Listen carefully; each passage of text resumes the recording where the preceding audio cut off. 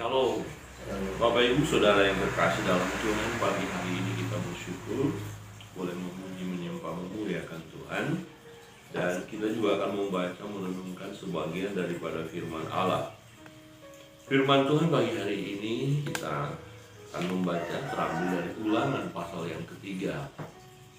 Ulangan pasal yang ketiga mulai ayat 21 kita akan baca secara bergantian. 21 saya membaca, 22 Bapak Ibu, dan seterusnya. Ya, Ulangan pasal yang ketiga di ayat 21 firman Tuhan berbunyi demikian. Dan kepada Yosua kuperintahkan pada waktu itu demikian, matamu sendirilah yang melihat segala yang dilakukan Tuhan Allahmu terhadap kedua raja itu. Demikianlah akan dilakukan Tuhan terhadap segala kerajaan kemana engkau pergi. Janganlah takut kepada mereka, sebab Tuhan Allahmu dialah yang berperang. Juga pada waktu itu aku mohon kasih karunia daripada Tuhan demikian. Ya Tuhan Allah, Engkau telah memberi berkat kepada hamba-Mu ini dan tangan yang kuat, sebab Allah menakar di langit dan di bumi, yang melakukan perbuatan berkuasa seperti Engkau. Biarlah aku menyeberang dan melihat negeri yang baik yang di seberang sungai Yordan, tanah pegunungan yang baik itu dan gunung Libanon. Tetapi Tuhan murka terhadap aku oleh karena kamu dan tidak akan mendengarkan permohonanku. Tuhan berfirman kepadaku, cukup, jangan lagi bicarakan perkara itu denganku. Naiklah ke puncak gunung Pisgah dan melayangkanlah pandanganmu ke barat, ke utara, ke selatan, dan ke timur, dan lihatlah baik-baik, sebab sungai Yordan ini tidak akan kau seberangi. Dan berilah perintah kepada Yosua, kuatkan dan teguhkanlah hatinya, sebab dialah yang akan menyeberang di depan bangsa ini, dan dialah yang akan memimpin mereka sampai mereka memiliki negeri yang akan kau lihat. Demikianlah kita tinggal di lomba di tentangan Bet Peor. Demikian jawab pembacaan firman Tuhan. Bapak Ibu Saudara terkasih dalam Tuhan, ada dua tokoh dalam pembacaan kita, yaitu Musa dan Yosua. Yosua generasi berikutnya setelah Musa, Yosua. Nah, Musa seorang pemimpin yang dahsyat, luar biasa dipakai oleh Tuhan. Dia orang yang terpelajar, cerdas, dan juga memiliki iman yang kuat, ya. Kita tahu sejarahnya bagaimana dia dibesarkan di istana, tetapi dia berani meninggalkan zona nyamannya demi panggilan, demi cintanya bagi bangsa dan negerinya, bagi umat Tuhan.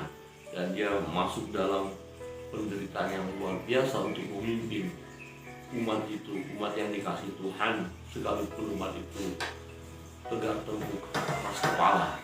Tapi Musa luar biasa. Nah, dia memimpin, dia punya visi dari Tuhan. Ya, tetapi dia sendiri tidak masuk ke tanah perjanjian itu. Dia hanya melihat dari jauh saja. Ya, berbeda dengan Yosua. Yosua melihat perbuatan Tuhan yang ajaib, mengalami perbuatan Tuhan yang ajaib, dan masuk ke tanah perjanjian itu. Dan di ayat 21 berkata begini, dan kepada Yosua kuperintahkan pada waktu itu demikian, matamu sendiri yang melihat segala yang dilakukan Tuhan Allahmu terhadap kedua raja itu. Demikianlah akan dilakukan Tuhan terhadap segala kerajaan kemana engkau pergi. Jangan takut kepada mereka, sebab Tuhan Allahmu dialah yang berperang untukmu. Musa memberitahukan kepada Yosua supaya Yosua jangan takut, jangan gentar, ya. Dan di ayat 28 berkata, dan berilah perintah kepada Yosua, kuatkan dan teguhkanlah hatinya, sebab dialah yang akan menyeberang di depan bangsa ini, dan dialah yang akan memimpin mereka sampai mereka memiliki negeri yang akan kau lihat itu. Jadi Musa mempersiapkan Yosua untuk memimpin umat itu, tetapi hati kecil daripada Musa, kerinduannya adalah dia bisa masuk ke tanah perjanjian itu, tetapi Tuhan tidak izinkan. Ya, jadi Musa hanya mempersiapkan Yosua sebagai seorang pemimpin. Dan kita melihat ketika Musa pemimpin, Yosua disebut hamba Musa.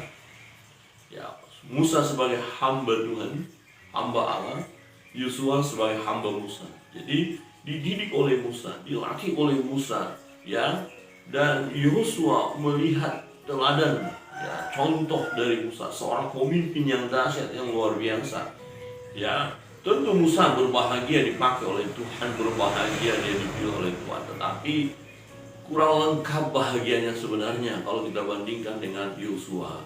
Kenapa? Karena sesuatu yang dia rindukan, masuk ke tanah perjanjian itu, dia tidak bisa. Ya, dia sudah berdoa untuk itu. Ya, juga pada waktu itu, di ayat 23, aku mohon kasih karunia daripada Tuhan. Demikian, ya Tuhan Allah, Engkau telah mulai memperlihatkan kepada hamba-Mu ini kebesaran-Mu dan tangan-Mu yang kuat. Sebab Allah manakah di langit dan di bumi yang dapat melakukan perbuatan perkasa seperti Engkau? Biarlah aku menyeberang. Biarlah aku menyeberang dan melihat negeri yang baik yang di seberang sungai Yordan, tanah pegunungan yang baik itu dan gunung Libanon. Tetapi Tuhan murka terhadap aku oleh karena kamu. Ya, kita tahu peristiwanya. Bangsa itu bersungut-sungut protes kepada Musa ketika tidak ada air. Akhirnya Musa lepas kendali. Ya, bukan berkata kepada gunung itu untuk mengeluarkan air, batu itu untuk mengeluarkan air, tapi dia pukul itu, bukit batu itu, dia marah. Dan itu melanggar kekudusan daripada Tuhan. Dan Tuhan katakan, kamu tidak boleh masuk. Wow, luar biasa ya. Tetapi Tuhan murka dikatakan terhadap aku oleh karena kamu. Ini semua karena kamu. Kira-kira begini, Musa aku sebenarnya mau pengen sekali masuk ke sana. Aku berjuang mau memimpin kalian, tapi kalian ini, ya, kira-kira untuk jemaatnya, untuk umat itu, kalian ini buat masalah terus. Berkali-kali bikin masalah. Ini kan saya lepas kendali, no? Jadi saya nggak bisa lagi masuk. Hanya melihat saja. Wow, ya. Dikatakan, dan tidaklah mendengarkan permohonanku. Tuhan berfirman kepada cukup. Jangan lagi bicara perkara itu, dikatakan. Jangan lagi bicara perkara itu. Berarti kan Musa bergumul terus di hadapan Tuhan supaya dia masuk. Nah, kemudian ini doanya. Tapi Tuhan jawab, udah cukup, jangan minta itu lagi. Jangan berdoa lagi untuk itu. Tidak boleh kamu masuk. Wah. Ya, akhirnya Musa tetap menerima kedaulatan Allah, keputusan Allah, dan Tuhan hanya membawa dia melihat saja. Naiklah ke gunung itu, dikatakan ya, ke gunung Pisgah, layangkan pandangan. Jadi hanya melihat dari kejauhan saja. Dan tentu juga ketika melihat daerah itu yang bagus, yang indah, dia akan tetap mengagumi karya Allah. Dan wah, luar biasa. Senang dia melihatnya, dan tentu dengan melihat tanah perjanjian itu, dia semakin semangat memberi kekuatan kepada Yosua, ya, memberikan motivasi kepada Yosua supaya Yosua jangan takut, jangan gentar, jangan ragu-ragu. Tanah itu adalah tanah perjanjian, tanah yang dijanjikan Allah untuk umat Israel. Rebut, ya, seperti kalian sudah mengalahkan, ya, raja di sebelah timur sungai Yordan itu, ya, Raja Og, raja orang Amori. Nah, demikian juga di sebelah barat, ya, tanah itu adalah milik umat Allah. Maka rebut, Tuhan yang berperang. Tuhan yang berperang dikatakan di sana. Nah, saudara yang terkasih dalam Tuhan, seorang hamba Allah yang luar biasa, yang dipakai sebagai pemimpin yang dahsyat. Ya, ternyata tidak harus sampai ke tanah perjanjian itu, tidak harus menikmati visi yang telah Tuhan berikan kepadanya. Dia tidak menyaksikan terrealisasinya, ya, visi itu, tetapi dia melihat progresnya, ya, perkembangan daripada visi itu, di mana mereka akan masuk ke tanah perjanjian dan akan mengalahkan bangsa-bangsa itu, merebut tanah itu dan menduduki tanah itu dan menerima apa yang dijanjikan oleh Tuhan. Musa tidak menikmatinya, tetapi bagaimana perjalanan itu untuk mencapai visi itu, Musa lihat, Musa saksikan, dan Musa ambil bagian di dalamnya dan mempersiapkan generasi berikut, yaitu Yosua. Mengapa Yosua dan Kaleb dalam generasinya yang bisa masuk? Karena hanya 2 orang ini yang punya iman. Yang punya iman, yang berani menghadapi tantangan, yang berani berjuang, yang tidak goncang dengan situasi. Dialah yang masuk. Sementara satu angkatan dengan dia mewakili 10 orang dari pengintai. Hanya 2 pengintai yang punya iman itu, Yosua dan Kaleb. Sementara 10 yang tidak berani, pengecut, goncang iman mereka melihat situasi, dan mereka membawa semua umat itu yang mengikuti tindakan mereka. Akhirnya generasi mereka tidak masuk. Yang masuk adalah Yosua dan Kaleb, dan kemudian anak-anak yang lahir di padang gurun itu. Tetapi yang keluar dari Mesir tidak ada yang masuk. Musa pun tidak. Saudara yang terkasih dalam Tuhan, Musa hanya melihat dari jauh dan dia menerima apa yang Tuhan buat baginya. Tuhan berkata, cukup, jangan lagi bicara perkara itu dengan aku. Kita ingat ada seorang hamba Tuhan yang dipakai oleh Tuhan secara dahsyat luar biasa, yaitu Paulus.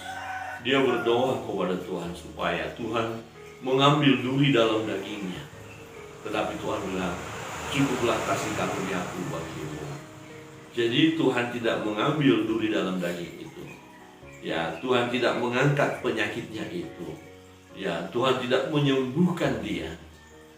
Tetapi Tuhan melimpahkan kasih-Nya kepada dia. Cukuplah kasih karuniaku bagimu. Nah, kita bandingkan ya, 2 hamba Allah yang dahsyat dipakai Tuhan, tetapi tidak harus dikabulkan permintaannya, ya. Tetapi bukan berarti Tuhan tidak mengasihi dia. Bukan berarti Tuhan tidak mengasihi Musa sehingga Musa tidak diizinkan masuk. Tuhan tidak mengasihi Musa, kemudian Musa tidak diizinkan masuk, tidak. Ya, Musa dikasihi oleh Tuhan. Musa sudah melakukan apa yang bisa dia lakukan. Sudah berbuat sedemikian rupa, ya, tetapi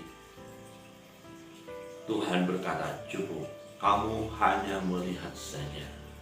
Bapak Ibu Saudara yang terkasih dalam Tuhan, dalam perjalanan hidup kita bisa masuk dalam posisi seperti Yosua. Ya, kita akan masuk dan menikmati visi yang Tuhan berikan kepada kita, janji yang Tuhan berikan kepada kita. Tetapi bisa juga dalam posisi seperti Musa, hanya melihat saja, tetapi kita mempersiapkan generasi berikut. Ya, dua-dua adalah orang yang dikasihi Tuhan.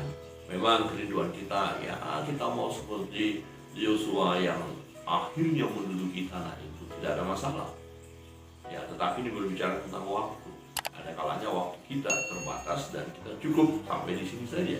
Dan jika Tuhan berkata cukup sampai di sini saja, kita pun akan terima dengan penuh sukacita. Amin. Kalau Tuhan bilang cukup sampai di sini, ya cukup. Ya, tetapi jangan juga kita tidak masuk ke tanah perjanjian atau tidak menikmati berkat-berkat Allah karena keraguan-raguan kita, karena ketidakpercayaan kita kepada Tuhan. Jangan. Kita harus tetap percaya kepada Dia, dan Tuhan tidak pernah ingkar janji. Mari pegang teguh janji Tuhan, pegang firman Allah.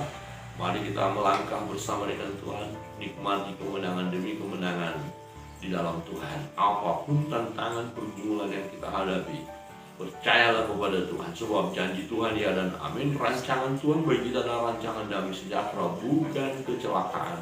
Jadi jangan sampai dalam hidup ini kita kehilangan pengharapan oleh karena berbagai kesulitan yang kita hadapi.